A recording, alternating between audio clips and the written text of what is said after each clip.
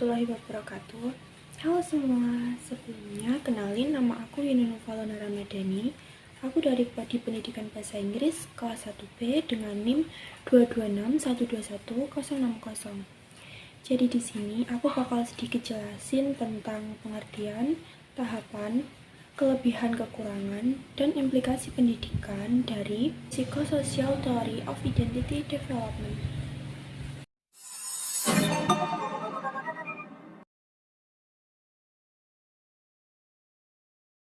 Yang pertama, pengertian teori psikososial. Teori Erikson membahas tentang perkembangan manusia yang dikenal dengan teori perkembangan psikososial. Nah, apa sih teori perkembangan psikososial itu?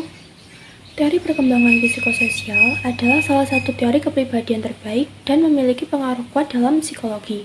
Salah satu elemen penting dari teori tingkatan psikososial Erikson ini adalah perkembangan persamaan ego. Persamaan ego adalah perasaan sadar yang kita kembangkan melalui interaksi sosial. Erikson menemukan 3 aspek ego yang saling berhubungan, yakni body ego, mengacu ke pengalaman orang dengan fisiknya sendiri, ego ideal, gambaran mengenai bagaimana seharusnya diri, sesuatu yang bersifat ideal, dan ego identity, gambaran yang mengenai diri dalam berbagai peran sosial. Ketiga aspek itu umumnya berkembang sangat cepat pada masa dewasa. Namun, perubahan ketiga elemen itu terjadi pada semua tahap kehidupan. Erikson juga percaya bahwa kemampuan memotivasi sikap dan perbuatan dapat membantu perkembangan menjadi positif. Inilah alasan mengapa teori Erikson disebut juga dengan teori psikososial. Yang kedua, tahapan perkembangan teori psikososial. Teori perkembangan psikososial berkaitan dengan prinsip-prinsip perkembangan psikologi dan sosial. Erikson membagi tahapan perkembangan psikososial menjadi 8 tahapan, yaitu yang pertama, truth versus mistruth atau percaya versus tidak percaya. Tahapan ini terjadi pada saat kita lahir sampai 18 bulan. Tahap ini terjadi pada awal pertumbuhan seseorang dimulai. Pada tahap ini, anak mulai belajar untuk berinteraksi dengan sekitarnya. Hal pertama yang akan dipelajari adalah rasa percaya, seperti percaya pada orang-orang yang berada di sekitarnya. Contohnya, seorang ibu adalah orang penting pertama yang ada dalam dunia si anak. Jika ibu memperhatikan kebutuhan anak, maka anak akan merasa aman dan percaya untuk menyerahkan kebutuhannya kepada ibunya. Namun, jika ibu tidak memperhatikan apapun kebutuhan anak, maka secara tidak langsung itu dapat membuat anak menjadi seseorang yang penuh kecurigaan karena merasa ia tidak aman. Tahap yang kedua yaitu autonomi versus doubt atau kemandirian versus keraguan. Tahap ini terjadi pada umur 18 bulan sampai 3 tahun. Pada tahap ini, anak sudah memiliki kemampuan untuk melakukan kegiatan secara mandiri, seperti makan sendiri dan berjalan. Kepercayaan orang tua kepada anak pada usia ini untuk melakukan hal-hal yang dapat dilakukan mandiri dan memberikan bimbingan akan membentuk anak menjadi pribadi yang mandiri dan percaya diri. Sementara orang tua yang membatasi dan berperilaku keras kepada anak akan membentuk anak menjadi orang yang tidak kompeten, yang dapat menyebabkan ragu-ragu terhadap kemampuannya.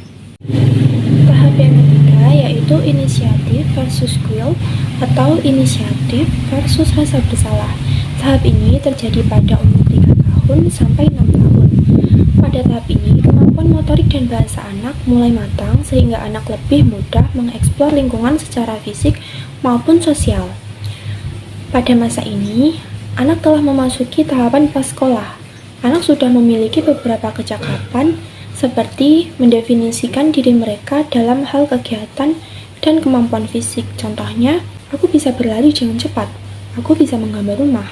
Hal ini mencerminkan rasa inisiatif mereka untuk melakukan suatu kegiatan, dan rasa inisiatif ini sangat dibutuhkan oleh seorang anak dalam menghadapi pelajaran-pelajaran baru yang akan ia pelajari di sekolah. Namun, karena kemampuan anak masih terbatas, ada kalanya anak mengalami kegagalan. Kegagalan tersebut menyebabkan dia menjadi seseorang yang memiliki perasaan bersalah. Peran orang tua untuk membimbing dan memotivasi anak sangat dibutuhkan ketika anak mengalami kegagalan agar anak dapat melewati tahap ini dengan baik. Tahap yang keempat adalah industri versus inferiority atau ketekunan versus rasa rendah diri terjadi pada umur 6 tahun sampai 12 tahun. Pada tahap ini, anak sudah memasuki usia sekolah. Kemampuan akademiknya mulai berkembang. Selain itu, kemampuan sosial anak untuk berinteraksi di luar anggota keluarganya juga mulai berkembang. Jika cukup rajin, anak-anak akan memperoleh keterampilan sosial dan akademik untuk merasa percaya diri. Pada tahap ini, anak juga sudah bisa membandingkan dirinya dengan teman-temannya. Seperti pada usia 11 tahun, anak mulai semakin membanding-bandingkan dan berargumen kepada diri sendiri seperti, aku tidak cantik, aku biasa-biasa saja dalam hal prestasi.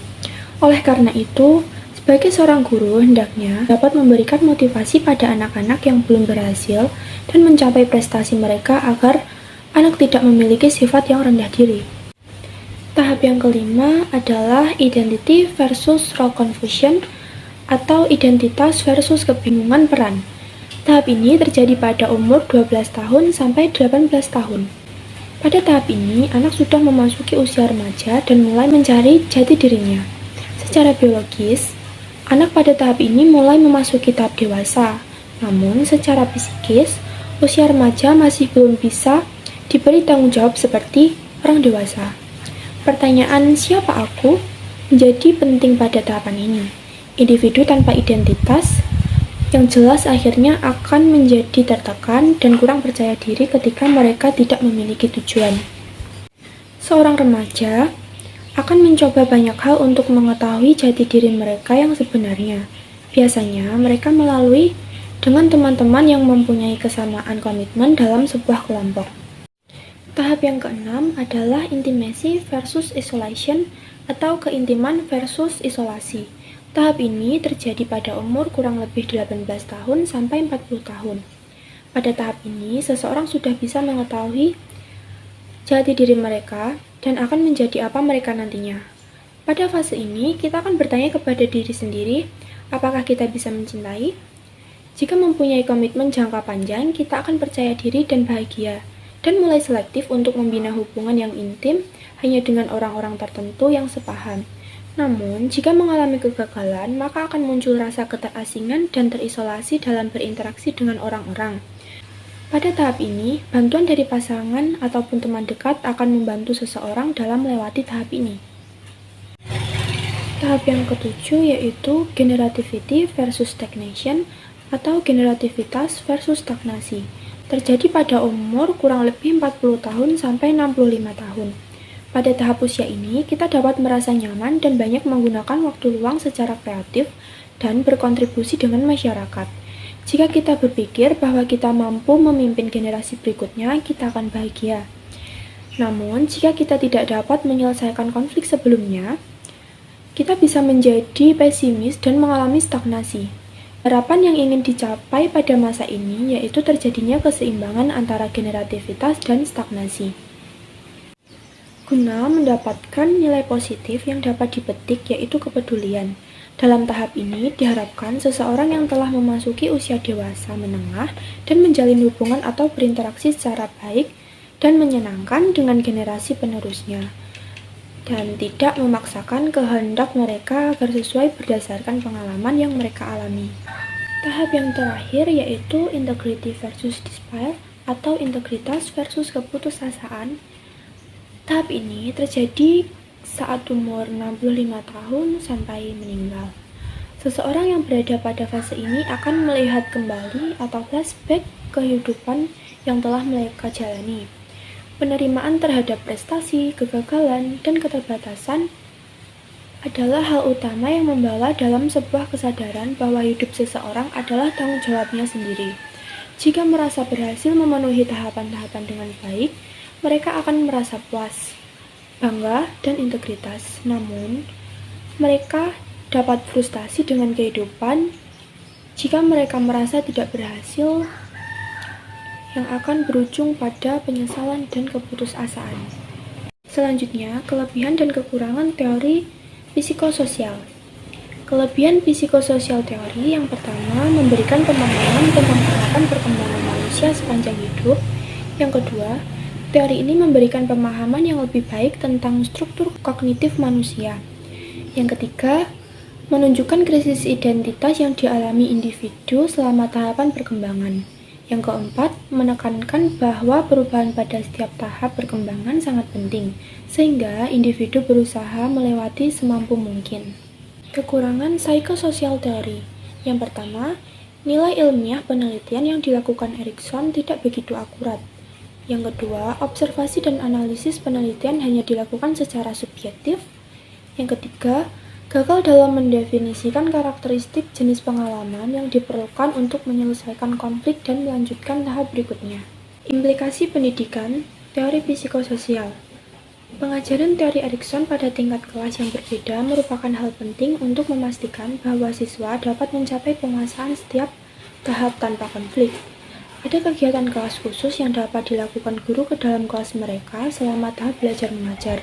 Sebagai contohnya pada sekolah menengah dan atas, membangun identitas dan harga diri menjadi bagian dari fokus guru sebagai berikut. Yang pertama, guru harus memperlakukan semua siswa secara setara, tidak menunjukkan sikap pilih kasih kepada siswa tertentu berdasarkan jenis kelamin, kemampuan akademik, maupun status sosial ekonomi untuk menghindari konflik yang mungkin terjadi. Yang kedua, mendorong siswa untuk fokus pada kelebihan dan menghargai siswa ketika siswa menunjukkan karya atau kelebihan yang dimiliki. Yang ketiga, mendorong dan membantu siswa untuk mengembangkan rasa percaya diri dan kemandirian dengan memasukkan kecakapan hidup ke dalam perencanaan pelajaran. Yang keempat, manfaatkan aktivitas fisik untuk membantu menghilangkan stres, perasaan negatif, dan memperbaiki suasana hati. Kesimpulan, Erikson mengembangkan teori dengan menekankan aspek perkembangan sosial. Salah satu elemen pentingnya adalah perkembangan persamaan ego. Sebagai pusat kepribadian, ego membantu kita beradaptasi dengan beragam konflik dan krisis kehidupan dan menjaga kita dari kehilangan individualitas. Perkembangan ego selalu berubah berdasarkan pengalaman dan informasi baru yang kita dapatkan dalam berinteraksi dengan orang lain. Dasar dari teori Erikson adalah sebuah konsep yang mempunyai tingkatan. Ada 8 tingkatan yang menjadi bagian dari teori psikososial Erikson yang akan dilalui oleh manusia. Menariknya, bahwa tingkatan ini bukanlah sebuah gradualitas. Manusia dapat naik ke tingkat berikutnya walau ia tidak tuntas mengalami perkembangan pada tingkat sebelumnya.